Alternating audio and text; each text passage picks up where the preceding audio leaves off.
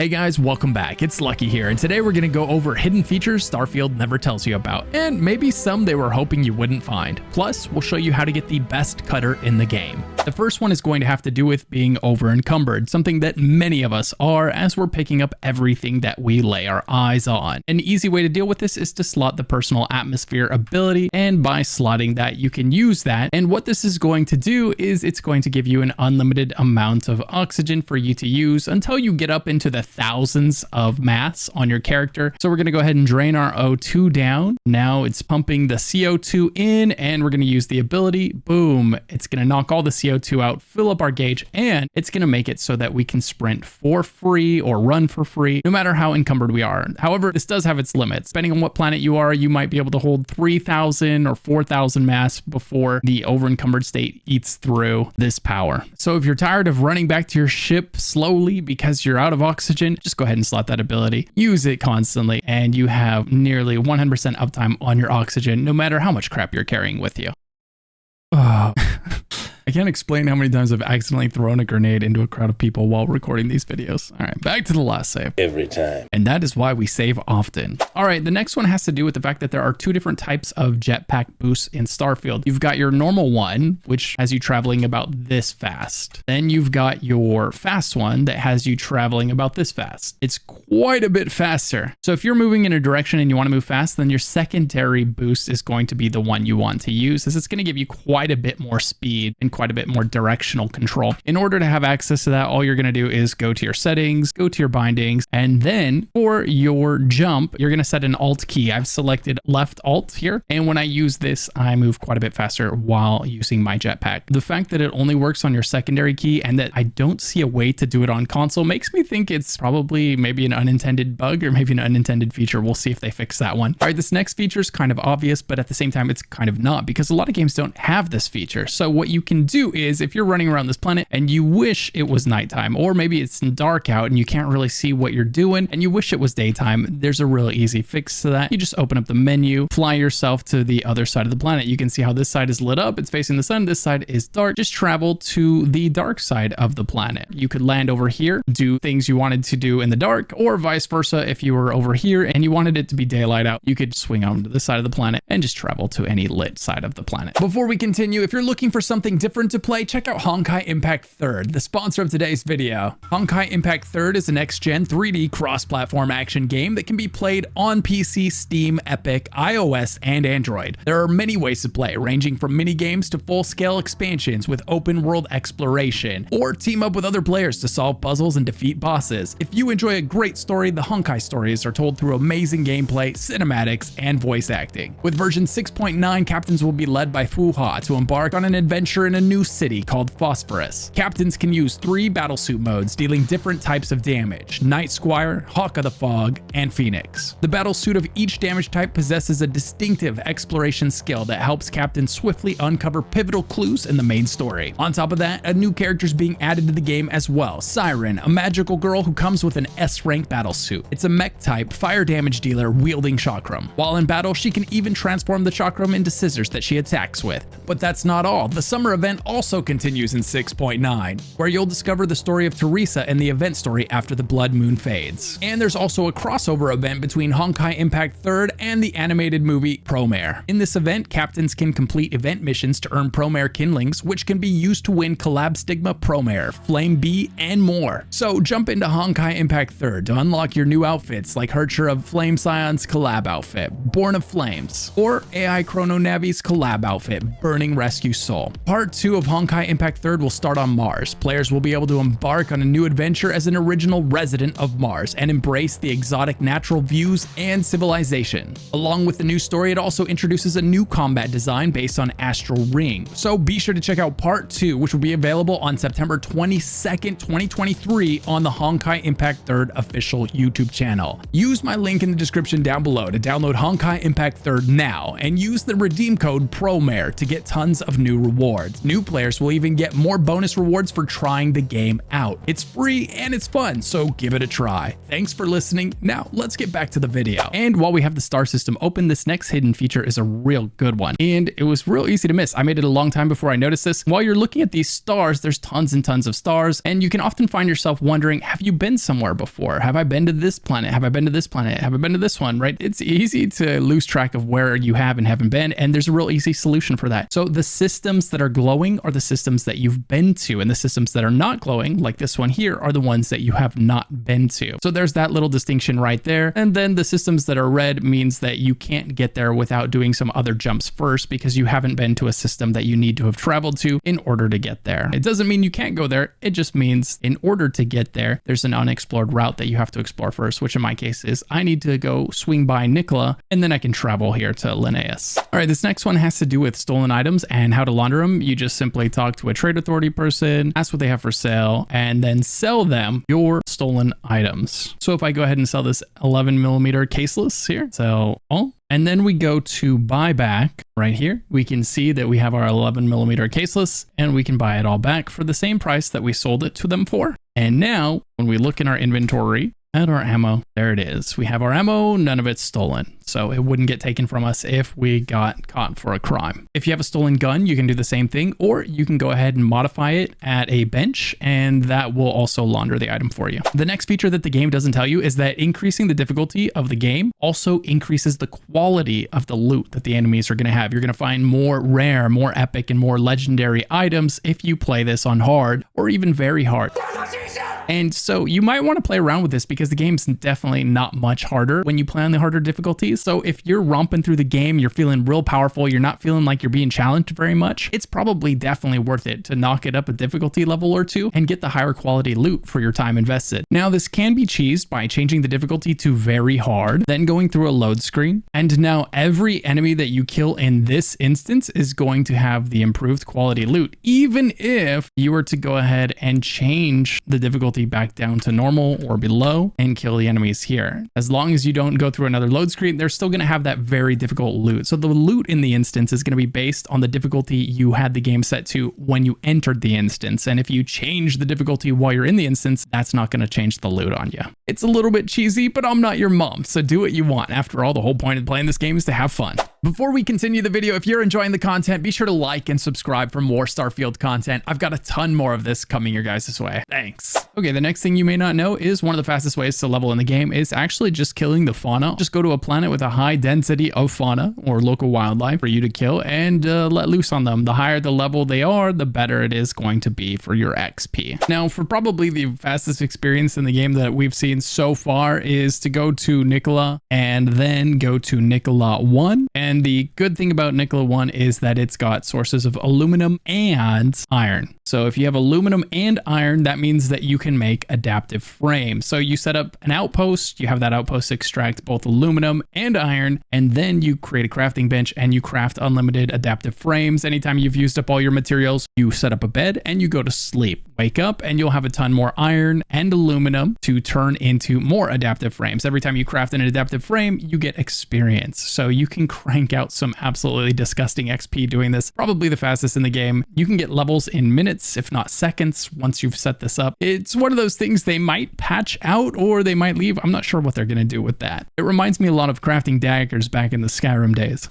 That's a decent weapon you've made there. This next tip is for you completionists out there. If you're looking for some wildlife that are in the water or along the coastline or something like that, one of the things you can do is go to a tiny island like this and then land on that. And that's going to maximize your chance of finding a coastline really quickly. If you do it in an area like this, it might be a little more difficult to hit that coastline, but just land yourself on an island and you'll definitely start getting those water creatures. Now, this next one has to do with the UC Vanguard flight simulator. And a lot of people know that one of the things you can do here is level up your piloting, but another couple of things you can do here is also level up your targeting control systems and your security. So you can level all three up at the same time in this one location by going in, then sitting down, getting it started. Now, once the flight simulator started, all you have to do is get up, Get out of your chair and then walk to the console in the back here, boot it up. And here you can give yourself some buffs, upgrade your shield, give yourself a damage upgrade, and also you can give yourself an ally. Also, you can do this authorized users only, where you can hack the advanced lock to increase your security ability. So all three of those things can be leveled in here simply by doing that, walking over here, hacking this, and repeating that process as many times as you want to level up those three skills all in one place. This next one has to do with passing time, and you may or may not have noticed that time passes differently based on which planet you're on. So some planets have a very long day and some have a very short day, and this can be used to your benefit by going to a planet with a very long day, like Venus here is a prime example. Go there and sleep there, and when you sleep there, one day there is going to make many days pass everywhere else. So if you've got some kind of outpost situation set up where you're extracting X number of materials per day, well, you sleep one day here, and that's like sleeping many days everywhere else. So then you go back to your outpost. Now you've got many days worth of materials to harvest from that outpost. It's a nice little attention to detail that is included in this game, and I absolutely love it. All right, next up, we're going to show you where the location of the best cutter in Starfield is. If you're still using this sad white cutter right here, don't worry, we're going to show you how to get a better one. The way you do that is you're going to fly to Narian, and once you get to Narian, you're going to go over here to Ansalon and the moon Vectera. You're going to land here at the Argos Extractor mining outpost. If this isn't there for you, you may have to do the main story quests until you get a main story quest that tells you to go to Vectera. Once you land, you're going to run straight forward over here on the right. You're going to head inside of this facility here. Toggle that switch, which is going to open this door. Toggle this switch, which is going to open this door. You're going to run straight forward, and then right here on the right, you've got Heller's Cutter. This is a rare cutter, and it's going to do bonus damage against robots. We seem to be made to suffer. It's our lot in life. As far as I know, this is the best cutter we've found in the game so far. If you know of a better cutter somewhere in this game, please tell me. I feel like there should absolutely be a cooler cutter in the game. We use it so often for so many different things. I'm really hoping there's a purple or even a legendary one out there somewhere. At least now you can replace that white cutter that you were using with this nice snazzy rare cutter. Okay, this next one's really interesting. This has to do with registering your ship. There's a couple of ways to register your ship. One is to talk to the ship engineer at any spaceport, and it's going to be far more expensive to register your ship there than it is to simply just open your menu, click on ship, then click register. There will be the option to register down here, and you can choose to register it that way. If you do it from here, it's going to cost roughly 66% of the value of the ship instead of the 84% that it normally costs to register the ship, saving you a ton of money and making flipping ships or selling ships that you've stolen a lot more profitable. So just come into your menu, hit ship, then press the button that shows up on screen to register the ship. Okay, this next one has to do with weapons that you find out in the wild. So if you find a weapon on the floor, like this one here, you may be thinking, I don't need that. I want to find a better weapon, or I've already got a better weapon. Well, don't be so quick to leave it on the floor. You may want to pick it up, because just picking it up automatically takes all of the ammunition that's in the weapon out of it and adds it to your ammo stockpiles. And ammo is weightless, so you can hold as much of it as you want. Every weapon you find, whether it's good or bad, is going to have some kind of useful ammo in it that you can stockpile. So all you have to do is pick it up, and then once you've picked up the item, drop it again, and you will now have the ammo and you won't have the weapon, allowing you to keep those ammo stockpiles nice and full. Okay, this next one is for those of you that really want to be able to persuade your enemies, but you just haven't found the skill points to put into the skill yet because there's so many other cool skills to invest in. Well, fear not. By getting this to rank 2, you get 20% increased chance of success when persuading people. Alternatively, you could just take an item that's probably in your inventory right now, scroll down to the H's here, and it is called Hippolyta. This increases your chance of persuading other people by 20%, just like having level 2 of the skill. This also will stack with the skill if you've already got a few levels into it, so don't forget to use your Hippolyta when you really need to convince an NPC to do something. And one bonus tip, just in case you guys missed it, there's the flight simulator if you've ever been down here. And by the way, on this cabinet right here is a Vanguard Space Tactics magazine, which will permanently increase the damage of your missiles on your ship by 5%. So don't miss out on that. that. All right, next we're going to go over the things I wish I knew sooner while playing Starfield, just in case you guys missed these. These are things I definitely would have done differently during my first playthrough. Some of these items in here you cannot use unless you have a skill point into them. You cannot use a jetpack until you put a point into boost pack training. I was running around with my jetpack wondering, when do I get to use my jetpack? And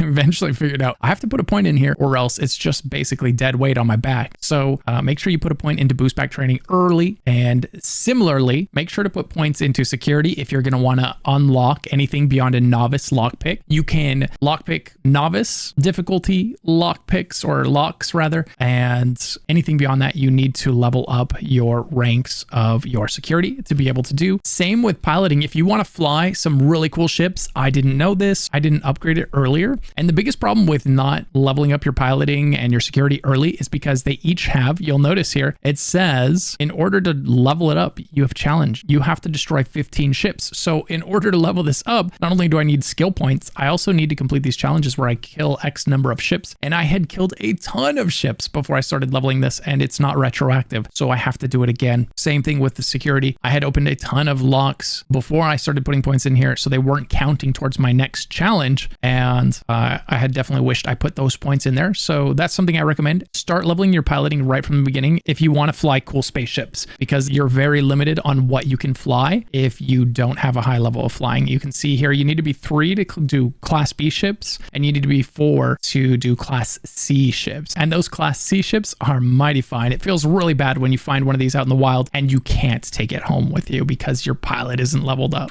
In a similar vein, if you want to be able to put really cool parts onto your ship, you want to find a cool ship and then you want to upgrade it, or you want to craft a ship from scratch and put really cool, powerful stuff on it, you're going to need to level up starship design. Without this, you can't do that. So don't forget to make your way down this tree to get your starship design and level that up if making a really cool spaceship is going to be important to you. I think it should be. It's one of the funnest things to do in this game. The game actually tells you this right in the beginning, but I completely missed it because it was a tiny little pop-up, and later when I discovered it, I felt like a fool. So this tip is you can hold down your scanner button, which on PC is F, and if you hold it down, it's going to turn on the flashlight. See, my headlight there came on, hold it down again, it goes off. So you can press it to open up your scanner, and you can hold it to turn on a flashlight, which can be really useful in some very dark areas in this game, like caves or abandoned science facilities and things of that sort. The same thing works with having a weapon out. So if you have your weapon out and you're running around and it feels kind of uncomfortable, like if you accidentally click one time, you're going to make a huge mistake, you can just hold down your reload button and it'll put the weapon away. Similarly, if you hold down the reload button again, it'll pull it out. Another piece of advice I wish I knew before, I mean, this one's kind of obvious. This is more of a reminder. Don't accidentally sell your cutter. Now, there are places you can go and you can buy a replacement, but as a new player, those places aren't very obvious and they're not the easiest to find. So whatever you do when you're selling all your junk weapons, be careful. The cutter is one of your most important pieces of gear, and it's white, and so it's very easy to mix it up with all the junk white items that you have when you go to sell. So just be careful, of that cutter. You can favorite it so that it has the little heart next to it and so that it's on your quick wheel, but I wish you could lock items in this game so that you never accidentally sold them. That would have saved me a little bit of time looking for a replacement. Another thing I wish I knew sooner, when you're leaving the menu system, if you keep pressing tab or back on console, right, it's going to eventually get you out. But the menu system can be quite deep. You might be here and then you're going to back out, and then you're going to back out, and then you're going to back out, and you're going to be opening that menu system a lot. And so all those backs that you have to keep pressing to get back out of the menu can feel pretty redundant and time consuming. So the good thing to know is that instead of hitting back, just hold your button. So on PC, you just hold tab and it takes you all the way out with one press instead of hitting it each time and loading the next menu system. So hold the menu button to get all the way out of the menu, no matter where you're at in the menu. Feels good, man. Another thing I wish I knew sooner was if you're going to do something that your companion is not going to approve of, that's okay. Just tell them, wait here a moment, and then go do it. Because if you're trying to, for instance, romance Sarah here, and you bring her with you, and then you're doing a quest that kind of requires you to maybe kill some people, or maybe these people go hostile on you and you have to kill them, and Sarah might not be so down with that. Maybe she doesn't like murder, right? And so she would dislike that, and it would hurt your relationship with her, making it harder to romance her and all that good stuff. So feel free to leave companions behind for a moment, like maybe, leave them outside the room, go into the other room, do what you got to do, and come back and pick them up. And they'll be none the wiser. They're not the smartest in that way. Another thing I wish I knew sooner was about lockpicking. So lockpicking is something we kind of touched on earlier where you're going to need your security leveled up in order to do it. But you're also going to need lockpicks. In this game, they're called digipicks. So they look a bit like this. They're going to fall under your miscellaneous category. And we'll go down to the D's here. And here we go, digipick. So you're going to collect these. They're not super common, but they're also not super uncommon. I have just enough to open everything I find, but just barely. So you're not going to want to waste these if you can help it. And you're definitely going to want to look for them pretty thoroughly if you're going to want to be opening everything that you find, right? So you get just enough to open everything you find. It works out pretty well that way. Now, one of the things about these is one, they appear in this miscellaneous tab. So when you come in here to sell junk, like a cocktail glass that you accidentally picked up, you start selling all of it because it all looks like junk. Well, be careful. Digipicks are not junk. And some other things that appear in this miscellaneous category are not junk. So it's easy to accidentally throw the baby out with the bathwater, which I did my first time selling all my stuff. I was like, oh, this is the miscellaneous tab. This is the stuff they just want us to sell. It's not worth anything. Wrong. So be careful about what you sell in here. The thing I really wish I knew sooner is that if you are looking for more digipicks, like if you're looking for some to have on you, go to a planet, right? And then kind of leave the beaten road, leave that beaten path. So go to another planet that you haven't been to or a planet that you have been to, land somewhere kind of obscure, and then look around for abandoned science facilities, abandoned buildings. And usually when you're scouring those kind of places, you'll find a lot of digipicks as well as doors and containers that you can lockpick. So those can oftentimes be a really good source of digipicks if you find yourself in need of them or in need of leveling up your security by performing lockpicks. All right, the next thing I'm going to tell you about is offloading stolen goods. You're going to find a lot of stolen goods in this game. There are going to be items that have, let's see here, there are going to be items that have this red symbol next to them. If this symbol is gold, then that means it is contraband. Contraband materials will get you in a lot of trouble. You'll get scanned when you're changing systems. So changing systems would be going from, going from this star to this star, right? That's changing systems. So every time you go from one star to another star, you are changing systems and you're going to get scanned on the way in by the law enforcement of that territory. And if you have contraband on you, they will find it. They will see it unless you've specifically modded your ship to hide that. And you won't be able to do that right away. So early on, you're going to either want to avoid picking up contraband or you're going to want to know where you're going to go sell it before you do. There's a couple places you can sell contraband, and those places are the Crimson Fleet and the Trade Authority. These people right here. Now, these people will oftentimes have a console where you can come up and you can sell your goods to it, or there will be a person. Now, the machines that you sell to, they're law abiding, but these people are not. So we could come to her and say, I'd like to see what you have for sale. And then we could actually choose to sell, and we can sell our items that, have these red markers. And if we had contraband on us, we would be able to sell those to it as well. So just if you have illegal goods, you may want to sell them or use them so you don't have to deal with that nuisance. If you ever get caught for a crime intentionally or on accident, the first thing they'll do is take everything on you that has that red symbol. And that can be, if you've been playing the game for a while, you might find that you have a ton of items that have that red symbol. I know that I do here. If I scroll through, we can find a lot of them. And some of these are pretty valuable materials that I'm not really okay with losing, like 4 med packs. I need these med packs. I use these often. So better to just not get caught if you can help it.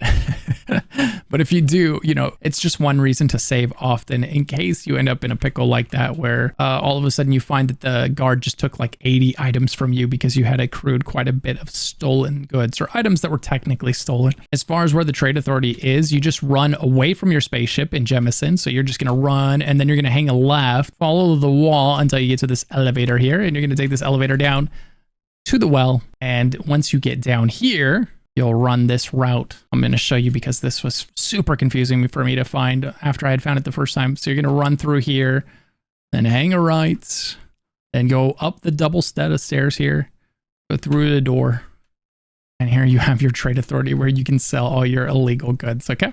Another thing I wish I knew sooner was that you can sit to pass time. Well, I guess I knew that part already. What I didn't know was there's a difference between sitting and sleeping. If you find a bed and actually sleep to pass time, as opposed to finding a bench to pass time, the sleep will give you an experience buff of 10%, and sleeping will also heal you to full health while using a seat will do neither of those things. So using a bed to pass time is optimal if you can manage it, or if you want to save your med packs, your healing packs, use your bed to sleep rather than using your health packs to heal yourself, because they are pretty limited in their supply in this game. The next thing I wish I knew was that on Neon, which by the way, if you're looking for Neon, this is another place you're going to go all the time. So it's going to be on Vol 2. Vol 2. Okay. You're going to want to remember that one. And you're going to come here. You're going to go to Vol 2 Alpha. And on Vol 2 Alpha, you've got the City of Neon. So we'll go there. And once you're in the City of Neon, you've got Reliant Medical. This is a place where you can heal, you can buy health packs, and you can cure ailments, all kind of stuff that you might have, like bleeding or infections or any poison that's kind of annoying you. You can go there and cure that. By the way, you can also just sleep for 2 days to get rid of any ailment like bleeding and any kind of thing like that, poison, infections, all that good stuff. So enhance here, this is where you would go to change your appearance. If you don't love the way your character looks, you can come in here, you can go to enhance, and you can talk to this NPC here and tell her, hey, I want to change my look. Be careful, once you start it, there's really no way to end it without it like finishing. So once you start it, you have to finish it. I haven't found a way to back out of it. And if there is one, maybe I missed it. So don't go into this. The credits is kind of insignificant, but you're going to have to choose your name again. You're going to have to choose your look again. And if you change anything, your character is going to come out the other side, maybe not what you wanted. So yeah, no way to back out of that. Once you start, you've got to create your character again. So just be aware of that. Another thing I wish I knew sooner is that you could come into here and you can see your status, and in the screen you can also see how much health you have. For a long time I was playing and I was finding items that healed me for 4 health, for 2 health, for 5 health, for 12 health, and I was always kind of wondering, is that significant? It doesn't feel like it's very significant. And then finally I was able to click this and I was like, oh man, I have 830 health now. No wonder it didn't feel like they were doing very much. They weren't at all. So when you find items that heal you for nearly trivial amounts of health, that's why. So to see your total health pool, just click status and you can see that right there. You can also see how much XP you have and how much XP you need to level. Some nice information in here actually, as well as status effects like incoming weather. And if you have been poisoned or if you're bleeding, that'll be listed here so that you can go find the corresponding item, the corresponding aid item, and look for the symbol. So like this one has a red triangle with a band-aid on it, right? And so if I have that affliction right there, that symbol shows up on my watch down in the bottom left, then that means I need to use that item to get rid of it. Or like I said earlier, you can just sleep for a couple hours and get rid of it that way if you have access to a bed. Here's something I found, but not necessarily something I wish I knew. Emma Wilcox here is part of a quest that I was doing. So basically, if you start the Freestar Collective quest line, you're going to have her following you around. And if you don't finish it, she just keeps following you around. So you can actually end up having 2 companions while you play through the whole game, which has been the case for me. I didn't really do it on purpose. I just kind of got distracted by other quests, as one does while playing a Bethesda game. And she's been with me, shanking people the whole way through, man. She's always there fighting and attacking the enemies. So a nice little extra ally if you want one. You know, just don't finish that quest. Another thing I wish I knew sooner was that in order to level piloting, you need to kill a lot of ships, right? You need to destroy a lot of ships. And a good way to do that is to actually, well, there's a couple quests. If you're flying by a satellite and you get a distress signal from some farmers, be sure to do that quest. You're going to end up killing a lot of ships. And also, if you get caught with some contraband, you'll get a quest line that opens up to you. So it might be worth intentionally getting caught with some contraband sooner than later when you don't have a lot to lose, so that you can start that quest line, which is going to allow you to potentially infiltrate the Crimson Fleet. And there's a lot of good stuff that comes with that. One of the best places to level up your security in the game is while you're doing that quest. And also one of the quests for that also gives you a ton of ships to destroy. So it's really beneficial for leveling these 2 things up if you happen to do that. Just a heads up. Another thing I wish I knew sooner was that I could put crew members, I could assign crew members to my ship as well as my outposts. I discovered this before I really got outposts going, but I did have a few seats empty on my ship for quite a while when I didn't need to. So look at their skills that they have. And if someone's good at, say, particle beam weapons, you're probably going to want to assign them to your ship so that whenever you're using your particle beam weapons, they are all the stronger for it. So keep an eye on your crew. Again, to get there, you just go over here and you click on ship and you click on crew and you can get that going. All right, guys, let me know down in the comments below if you know of any really cool things that the game doesn't tell you, which is just about everything in this game. It feels like they left a lot for us to discover on our own as we play our way through the game. Very little was actually told in advance, and I'm okay with that. I've been having a lot of fun uncovering it and sharing it with you guys, and hopefully you guys are enjoying this whole process as well. Let me know down in the comments though if you found anything really interesting. I get a lot of my ideas from you guys from the comments. Also, if you enjoyed this video, be sure to hit the like button and subscribe for more Starfield content. I've got a lot more planned. Massive shout out to my YouTube channel members. Thanks for supporting the channel in the big way that you do. If you want to become a channel member, be sure to hit the join button below for access to a private Discord channel, having your name pop up at the end of these videos, and more. Thanks for watching, and if you're not sure what to do next, maybe watch one of these Starfield videos popping up on screen right now.